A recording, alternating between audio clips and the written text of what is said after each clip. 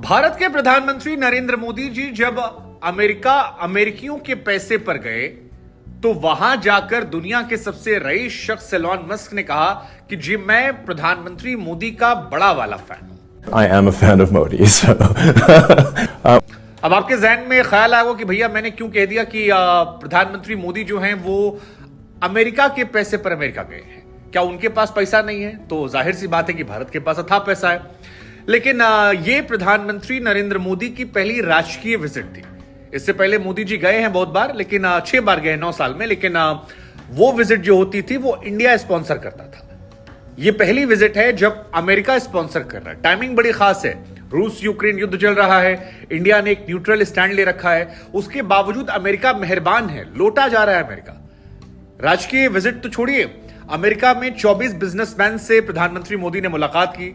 हाल फिलहाल में आपने देखा होगा कि दिल्ली में, मुंबई में एप्पल के स्टोर खुले, ये पहला मौका था।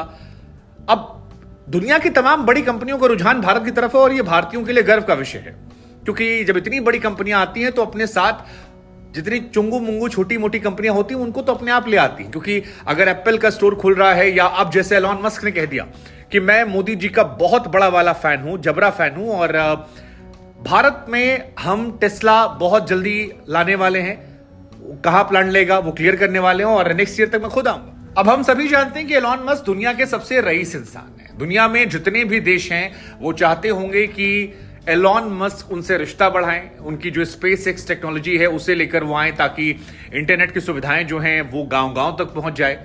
दुनिया चाहती हो कि टेस्ला को लेकर आए ताकि थोड़ा सा माहौल बने, इन्वेस्टमेंट देश में आए। इन्वेस्टमेंट ना भी आए तो कम से कम एक बड़ी कंपनी, जैसा हम बार बार कह रहे हैं कि अगर एप्पल और टेस्ला जैसी कंपनियां किसी देश में जाती हैं तो उस देश को लेकर एक सकारात्मक इमेज जो है वो दुनिया भर में जाती है। दुनिया भर में जो भी अखबार खोलेंगे वहां पर वो खबर जाती है, और उसके फायदा ये होता है कि जितने भी देशों के जो बड़े इन्वेस्टर होते हैं वो उस देश में इन्वेस्ट करना चाहते हैं। तो ये भारत के लिहाज से एक अच्छी खबर है। लेकिन सवाल मेरे मन में बार बार ये आ रहा था कि एलॉन मस्क ने ये क्यों कहा कि मैं नरेंद्र मोदी जी का बहुत बड़ा फैन हूं, I am a big fan of Modi. क्योंकि अगर वो ये ना भी कहते तो भी काम चल जाता। वो अगर इतना कह देते कि I am big fan of India, मुझे इंडियंस पसंद हैं, या इंडियंस काफी ऐसे होते हैं, या इन्वेस्टमेंट की अच्छा है, तो इंडियंस उसमें भी लोटपोट होते, हम खुश रहते, हम उनसे तारीफें करते और बिजनेस डील हो जाती। लेकिन एलॉन मस्क ने और अमेरिका ने इस बार इस दौरे में बाहें फैलाने और बिछाने वाला काम किया। और ये मेरे लिए एक सवाल है कि आखिर ऐसा क्यों? मेरी समझ में ये नहीं आ रहा है, इतनी मेहरबानी क्यों?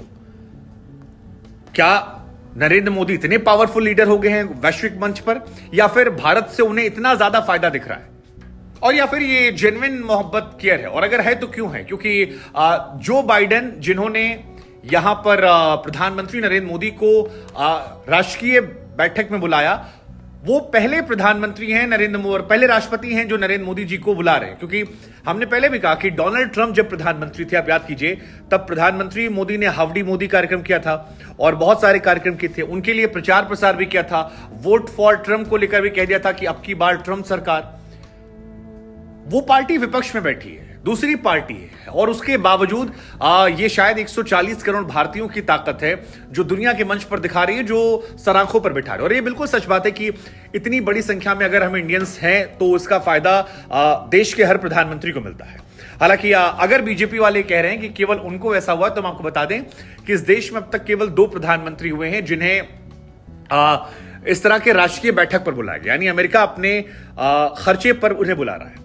पहले प्रधानमंत्री थे डॉक्टर मनमोहन सिंह, जो शायद 2008 या 9 में गए थे, और दूसरे प्रधानमंत्री हमारे नरेंद्र मोदी जी हैं जो 2023 में वहां पर गए हैं। उससे पहले सिर्फ एक मर्तबा डॉक्टर सर्वपल्ली राधाकृष्णन जो हमारे राष्ट्रपति थे, उन्हें अमेरिका ने राष्ट्रीय दौरे पर बुलाया था। राष्ट्रीय दौरा हमने आपको बता ही दिया, वो दौरा होता है जहां पर अमेरिका के राष्ट्रपति हस्ताक्षर करते हैं, इन्विटेशन भेजते हैं, और सारा खर्चा जो है वो खुद उठाते हैं। तो पहली बार 1963 में राष्ट्रीय बैठक के लिए बुलाया गया था डॉक्टर सर्वपल्ली राधाकृष्णन जी को 5 दिन के लिए। उसके बाद 2008 में डॉक्टर मनमोहन सिंह को उस टाइम न्यूक्लियर डील साइन करनी थी, और न्यूक्लियर डील साइन करने के शायद बाद में उसी के आसपास एक घटना हुई थी। और तीसरा जो है वो नरेंद्र मोदी जी को है। ये वही नरेंद्र मोदी जी हैं जिन्हें अमेरिका ने गुजरात दंगों के बाद काफी समय तक बैन कर रखा था, अमेरिका का वीजा नहीं मिल रहा था, और आज अमेरिका बाहें बिछाए हुए खड़ा है। सोशल मीडिया पर तो काफी लोगों ने कहना भी शुरू कर दिया कि यार अब कुछ दिन में पोस्ट आ जाएगा कि एलॉन मस्क ने आरएसएस या बीजेपी ज्वाइन कर लिया। वेल, इंडिया में पॉलिटिकल पार्टीज जो हैं वो अपना अपना स्टैंड लेंगी। बीजेपी कहेगी कि यार मामला जो है वो देखिए हमारे नेता का गुणगान हो रहा है, कांग्रेस कहेगी जी ये भारत के नेता का गुणगान है, मोदी जी का अकेले नहीं है। लेकिन इन सब के बीच में मुझे दो तीन चीजें हैरान कर रही थी और दो तीन सवाल मेरे मन में आए थे। पहला सवाल कि क्या टेस्ला के आने से, एलॉन मस्क के खुलकर तारीफ करने से इंडिया का जो स्टेचर है दुनिया में बढ़ गया है। हालांकि हम ये भी जानते हैं कि चीन के साथ अमेरिका के संबंध उतने अच्छे नहीं हैं। उनके जो विदेश मंत्री ब्लिंकन जी अभी वो चीन गए थे, वहां से लौटे, उसके बाद उन्होंने चीन की बुराई की।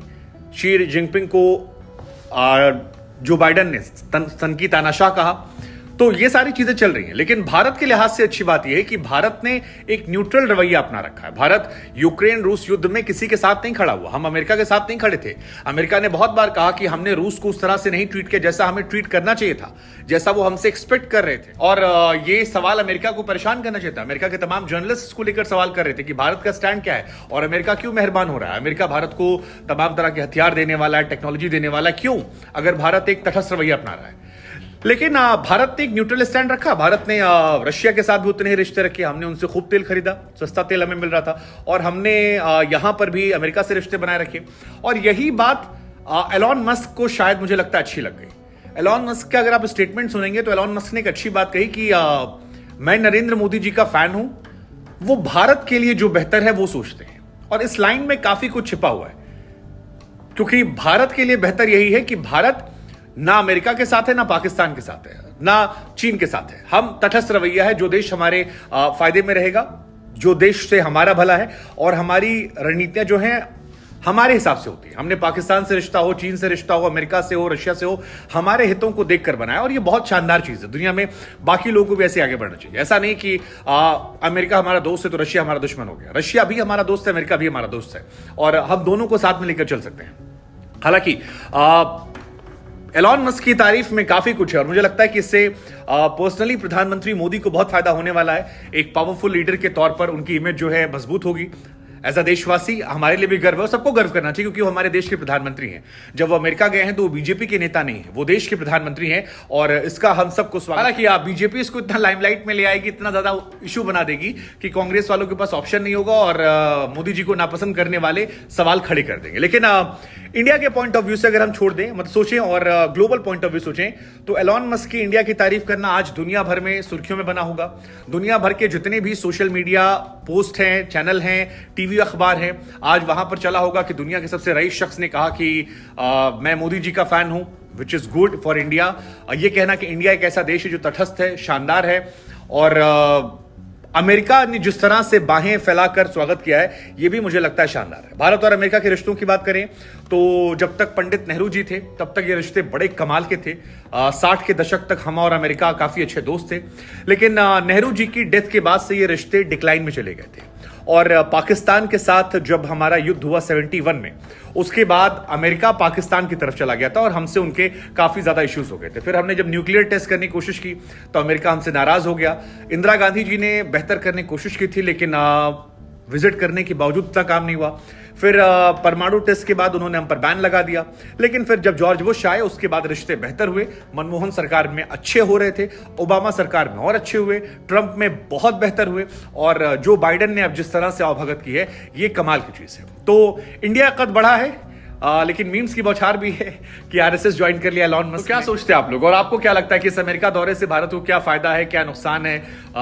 इसकी इमेज को लेकर आप क्या सोच रहे हैं, चाहे मोदी जी के लिए हो या इंडिया के लिए हो? और जो मेरा मूल सवाल है, दो सवाल मेरे आप लोग के लिए हैं। पहला सवाल, क्या प्रधानमंत्री नरेंद्र मोदी की व्यक्तिगत इमेज से चमकेगी, इंडिया की इमेज से चमकेगी?